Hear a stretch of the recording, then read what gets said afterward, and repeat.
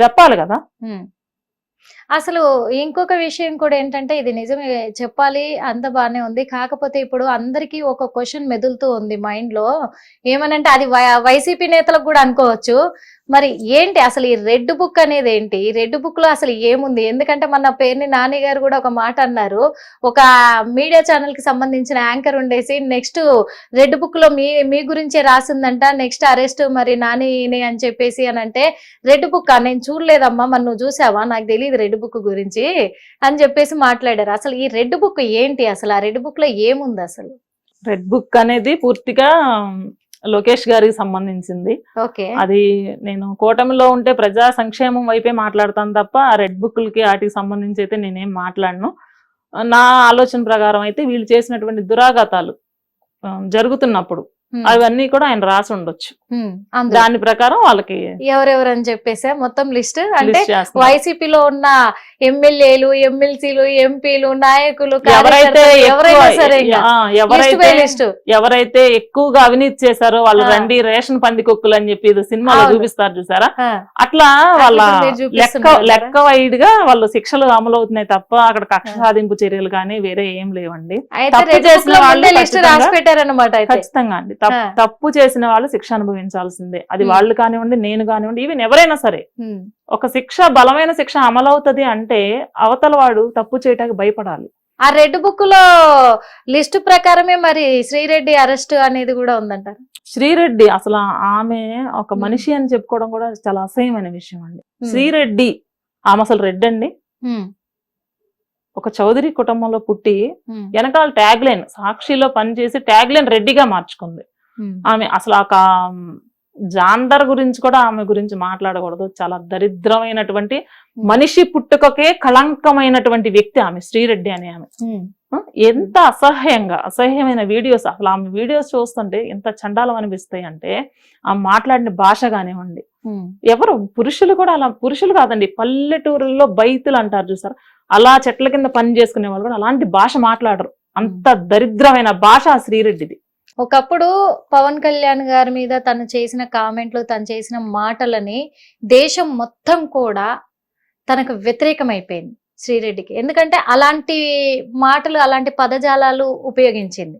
ఒక వ్యక్తి ఉన్నతమైన వ్యక్తి అని కూడా చూడకుండా చేసింది. కానీ ఈ మధ్య వైసీపీ ఓడిపోయిన తర్వాత ఒక వీడియో కూడా చేసి వదిలింది. నన్ను క్షమించండి పవన్ కళ్యాణ్ గారు అని చెప్పేసి ఒక క్షమాపణ లెటర్ రాస్తూ ఏడుస్తూ వీడియోలు చేసి తను పోస్ట్ చేయడం జరిగింది.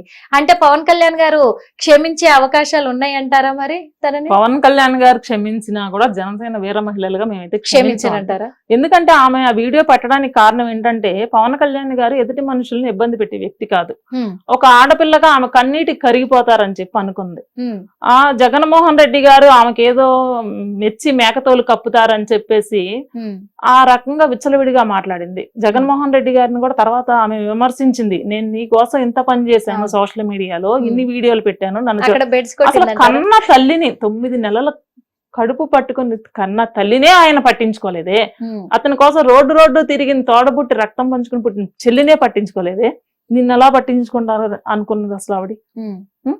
జగన్మోహన్ రెడ్డి గారిని కూడా అడిగింది. ఆమె నైజం ఏంటంటే అవసరానికి అనుకూలంగా ఊసరవెల్లిలాగా ప్రవర్తించడం. అక్కడ బెడ్స్ కొట్టింది కాబట్టి ఇప్పుడు గవర్నమెంట్ వచ్చింది, వాళ్ళు ఎలాగో ఇబ్బంది పెడతారని తెలుసు ఆమెకి. ఎందుకంటే ఎవరో ఒకళ్ళు కేసు ఫైల్ చేస్తారు కదా, ఇబ్బంది పడుతుందని ముందే తెలిసి క్షమాపణలు అడిగింది. ఎందుకంటే వీళ్ళ వ్యక్తిత్వం, లోకేష్ గారు కానివ్వండి, చంద్రబాబు గారు కానివ్వండి, మరి మా పవన్ కళ్యాణ్ గారు కానివ్వండి, స్త్రీలను గౌరవించేటువంటి వ్యక్తులు. సాటి స్త్రీ అని చెప్పేసి పక్కన మన ఆడపిల్లల లాంటి ఆడపిల్ల అని కనికరంతో విడిచిపెడతారు అని ప్రాధేయపడింది. అసలు అలాంటి మనిషిని క్షమాభిక్ష అనేది పెట్టకూడదండి. అదే కనికరంతో మరి మళ్ళీ జనసేనలోకి వచ్చే ప్రయత్నం చేస్తున్నారేమో, మరి ఆహ్వానించడానికి రెడీగా ఉన్నారు? అసలు సమస్య లేదండి. పవన్ కళ్యాణ్ గారు ఆహ్వానిస్తున్నా సరే మహిళా విభాగం తరపున అసలు మేము ఎవరం ఒప్పుకోం కూడా. ఎవరినైనా ఆహ్వానిస్తాం మేము. ఈవెన్ జగన్మోహన్ రెడ్డి గారు వస్తున్నా కూడా మేము ఆహ్వానిస్తాం. ఆహ్వానించి మా జనసేన జెండా కప్పి జెండా ఇచ్చి పనిచేయడానికి పక్కన కార్యకర్తలా మేము పని చేయించుకుంటాం. కానీ అట్లాంటి నీచమైనటువంటి ఒక స్త్రీని తీసుకొచ్చి, స్త్రీ జాతికి కళంకమైనటువంటి ఒక స్త్రీని తీసుకొచ్చి, ఆమె వ్యక్తిగత జీవితం ఏదన్నా కావచ్చు, రాజకీయ పరంగా మా అధినేతని ఎన్నో దుర్భాషలు ఆడింది ఆవిడ. మా విభాగం పేరే వీర మహిళా విభాగం. అటువంటి వీర మహిళా విభాగంలోకి అలాంటి స్త్రీలకి ఆహ్వానం లేదంటారు. ఇప్పుడు శ్రీరెడ్డికి ఎక్స్పెషల్ గా లేదు, అసలు లేదు. తను ఒక లిస్ట్ లోనే లేదంటారు. సమస్య లేదు. ఓకే, మరి మీ శ్యామల యాంకర్ శ్యామల కూడా మరి అయ్యే కామెంట్స్ చేస్తూ వస్తుంది. ఇప్పటికి కూడా నిన్న కూడా ఒక పోస్ట్ పెట్టింది తను. ఎందుకంటే జగన్మోహన్ రెడ్డి గారి గురించి ఎక్కడ అసభ్యంగా మాట్లాడినా, మీరు ఈ అరెస్టుల పర్వం ఆపకపోయినా నెక్స్ట్ మళ్ళీ వచ్చేది వైసీపీయే కాబట్టి అప్పుడు మాత్రం దీనికి 10ంతల పరిణామం కూడా మీరు ఎదుర్కోవాల్సి వస్తుంది, ఎవ్వరికీ తప్పదు శిక్షలు అనేటివి అని చెప్పేసి కూడా అంటుంది. మీ అక్రమాలన్నీ బయట పెడతామని కూడా వార్నింగ్ ఇస్తూ ఉంది. మరి ఏం చెప్తారు? ఇప్పుడు అన్ని ప్రెస్ మీట్లు పెడుతుంది కదండి, అక్రమాలు ఏమున్నాయో పెట్టమనండి. నేను జనసేన పార్టీ వీర మహిళగా నేను ఓపెన్ ఛాలెంజ్ చేస్తున్నా. ఏం అక్రమాలు చేశారనేది ఇదే ప్రెస్ మీట్లో. ఎప్పుడు అధికారంలోకి వచ్చాక పెట్టక్కర్లేదు, ఇప్పుడే పెట్టమనండి. తప్పు చేసుంటే అధికారంలో ఉన్నా అధికారంలో లేకపోయినా కూడా శిక్ష అనుభవించవచ్చు కదా, ఇప్పుడే పెట్టొచ్చు కదా. ఎందుకు ఆ శ్యామల అనే ఆమె, శ్రీరెడ్డి లాంటి వాళ్ళే ఎంతో మంది అయిపోయారు. ఎన్ఆర్ఐ విభాగంలో ఆమె పేరేదో ఉంది, ఎన్ఆర్ఐ విభాగంలో ఇలాగే విచ్చలవిడిగా రెచ్చిపోయింది. ఒక ప్రెస్ నోట్ రిలీజ్ చేశారు. ఆమెకి వాళ్ళకి పార్టీకి అవసరం ఉన్నంత వరకు ఉపయోగించుకున్నారు ఆమెని. ఆమె మీద ఎప్పుడైతే జన సైనికులు బాణాలు ఎక్కువ పెట్టారో అప్పుడు మా విభాగానికి ఆమెకి, ఎన్ఆర్ఐ విభాగానికి ఆమెకి ఎలాంటి సంబంధం లేదని జగన్మోహన్ రెడ్డి గారు ప్రెస్ నోట్ రిలీజ్ చేశారు. రేపొద్దున శ్యామల పరిస్థితి కూడా అంతే. ఎక్కడో ఉన్నటువంటి ఆమె ఫోకస్ అవడం కోసం పవన్ కళ్యాణ్ గారిని విమర్శిస్తుంది. విమర్శించినప్పుడు రేపొద్దున తిరిగి మేము పవన్ కళ్యాణ్ గారు అవసరం లేదు అలాంటి వాళ్ళకి, మాలాంటి జన సైనికులు సరిపోతారు. కరెక్టే, మేము అన్ని చేస్తున్నామని మీరు అంటున్నారు. మరి మన అంబటి రాంబాబు కూడా చెప్పారు. ఎందుకంటే కూటమి ప్రభుత్వం ఏర్పడి ఇప్పుడు 6 నెలలు కూడా పూర్తిగా వచ్చింది, అయినా ఇప్పటి వరకు ఒక్క హామీ కూడా నెరవేర్చలేదు ప్రజలకి అని చెప్పేసి ఆయన చెప్పడం జరిగింది. మరి మీరు చేసిన అభివృద్ధి ఏంటి అక్కడ? వాళ్ళ కళ్ళు కాకులు ఎత్తుకుపోయి ఉంటాయండి. ఎందుకంటే వాళ్ళు చేయలేకపోయారు. 5 సంవత్సరాల్లో కనీసం రోడ్లు వేయలేకపోయారు. ఇంకా వేరే పనులు ఏమి అవసరంలా, ఒక్క పని రోడ్లే అయిపోయారు. అది మేము 6 నెలల్లో చేసి చూపించాం.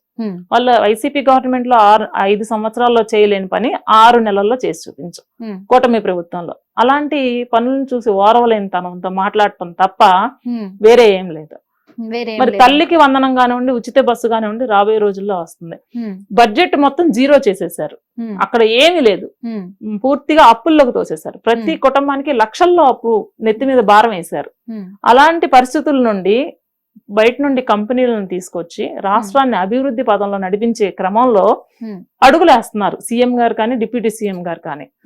దానిలో భాగంగా ఒక్కొక్కటి నెరవేరుస్తూ వస్తున్నారు. దీపం పథకం ఆల్రెడీ అమలు చేశారు. రోడ్ల గురించి అమరావతి, అట్లాగే పోలవరం కానివ్వండి, అట్లా ఒక్కొక్కటి క్రమక్రమంగా అభివృద్ధి జరుగుతా వస్తుంది. గవర్నమెంట్ వచ్చి 1 ఇయర్ కూడా అవ్వలేదు. ఇంత అభివృద్ధి జరుగుతుంటే దాన్ని ఓర్వలేక మనం 5 సంవత్సరాలు ఉన్నాము విప్పి చూపించుకోవడానికి, బంతులు చామంతుల గురించి ఆడుకోవడానికి తప్ప మనం ఎందుకు పనికి రాకపోయాము? తెలుగుకి తెగులు పట్టించి బూతు భాషని ప్రజలకు ఇచ్చాను తప్ప. హిట్ టీవీ యాప్, ఇందులో short news, live news, entertainment shows, movies, digital magazines తో పాటు మీ జిల్లా వార్తలను కూడా ఫ్రీగా చూడొచ్చు.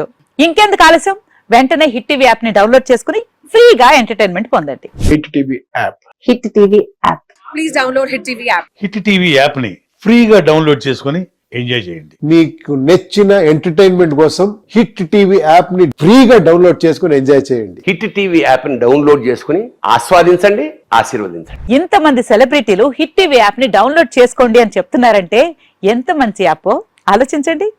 అమెరికా అమెరికా అమెరికా అమెరికాలో చదవాలనుకునే వాళ్ళకి విశ్వసనీయమైన పేరు మన శౌర్య కన్సల్టెన్సీ. UK లో 1 year masters. UK లో 1 year masters. 2 years work permit up to 5 years visa. Contact Saurya Consultancy. Contact 89851 89851.